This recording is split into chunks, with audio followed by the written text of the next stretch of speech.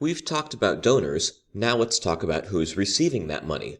Basically, there are three broad categories of recipients: candidate campaigns, parties, and outside groups. First, there are candidate campaigns. This is pretty straightforward. A candidate files to run in an election and forms an organization called something like Biden for President or Debbie Dingle for Congress. Next are the parties. Both the Democratic and Republican parties share a basically parallel set of organizations. The Democratic, or Republican, National Committee is the central organization, and there are linked organizations for electing party members to the House, the Senate, and various state offices.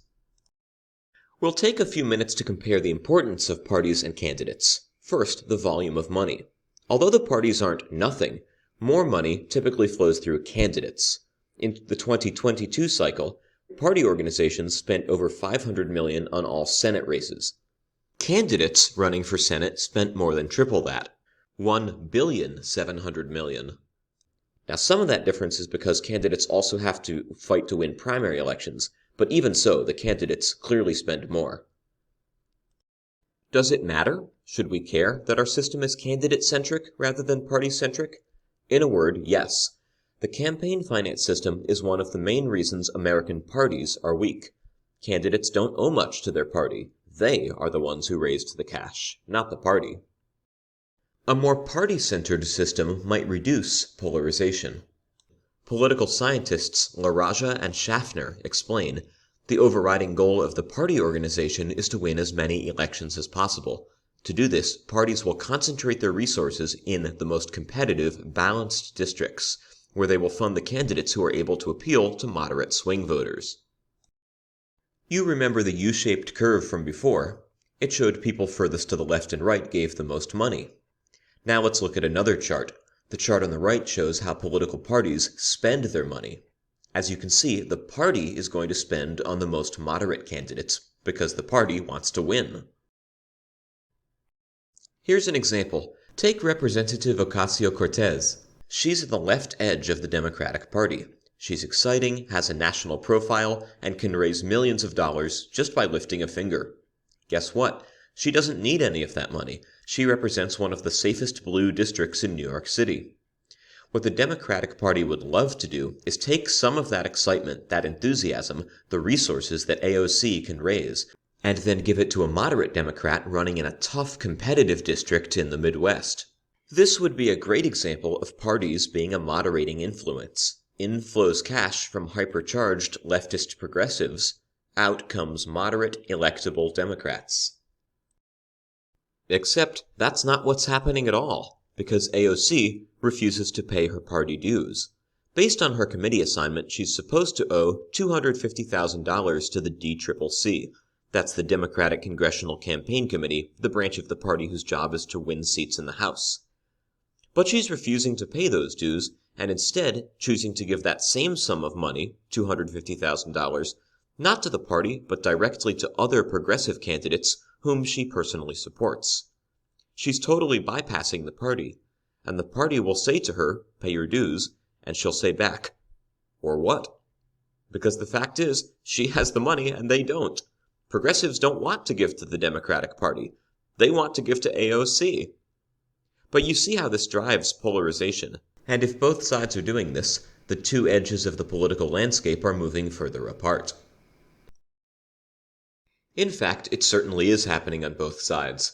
Let me quote LaRaja and Schaffner again, who describe a similar effect on the Republican side.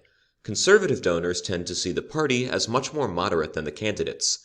They may not trust the party organization to accurately represent their views. Therefore, conservative donors prefer to send their donations directly to candidates by a margin of almost 3-1. One last note about our candidate-centric system. Primary elections force candidates of the same party to compete over donors. For example, in 2020, the Democratic Party had a set of rules for how to qualify for the presidential debates. One rule was that you could participate in a debate if you had donations from at least 65,000 unique donors, even if they just gave $1. This system was criticized as inefficient because some candidates actually lost money, spending huge sums to reach out to new donors who would just give petty change. It also promoted a race to the extremes, because once again, due to the U-shaped participation curve, the candidates who would thrive in this environment are those who get the most excitement from the party base, often by taking radical stances, not those who would be the best fit for a general election. To sum up, as a rule of thumb, if a system is more party-centered, you get more moderation. If a system is more candidate-centered, you get more polarization. We've talked about candidates and parties, but there's a third place donations can go: to outside groups. This is what we mean when we use words like outside spending, independent expenditures, and third-party spending. One common type of outside group is the Super Political Action Committee, or Super PAC, or Super PAC. Some outside groups support a particular candidate or set of candidates, like Republicans running for the Senate.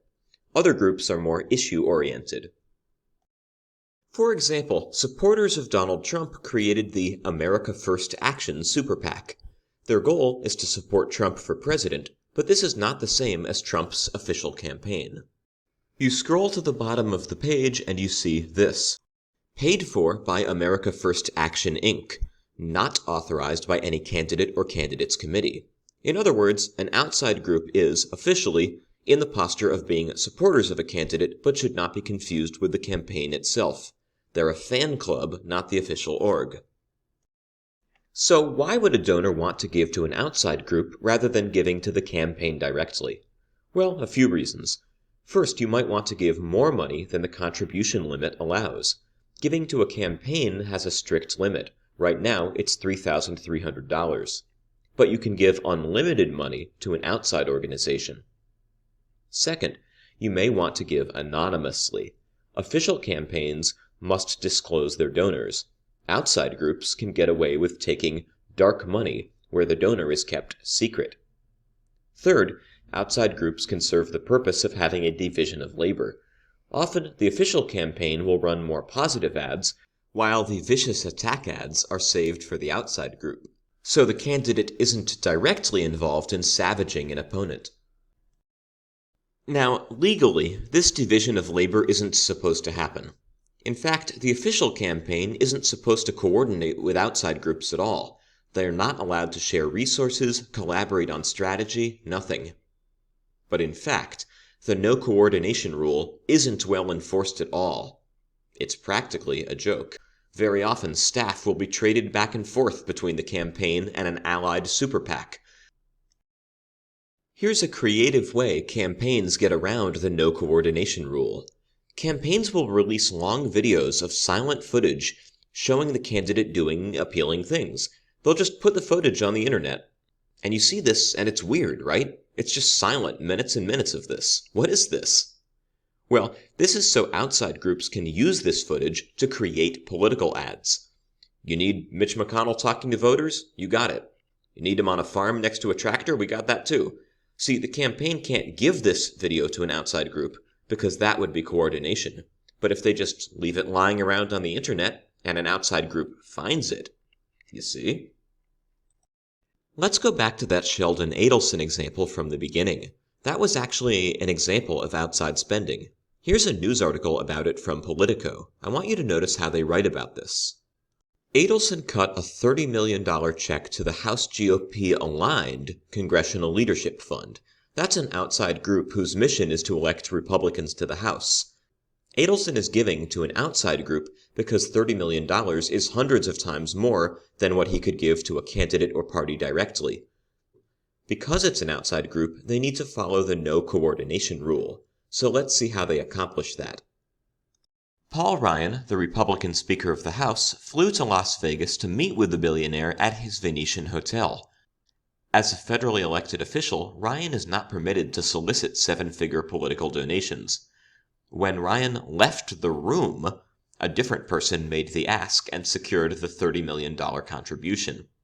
So there you go. Paul Ryan flew to Las Vegas, but he walked out the door. So there was no coordination. See? To recap up to this point, we've talked about who gives and who receives campaign donations. Most donors fall into two groups: wealthy transactional donors and polarized, passionate people in one of the two party bases. They can give money to candidates, parties, or outside groups. Donations to outside groups can be unlimited and often untraceable.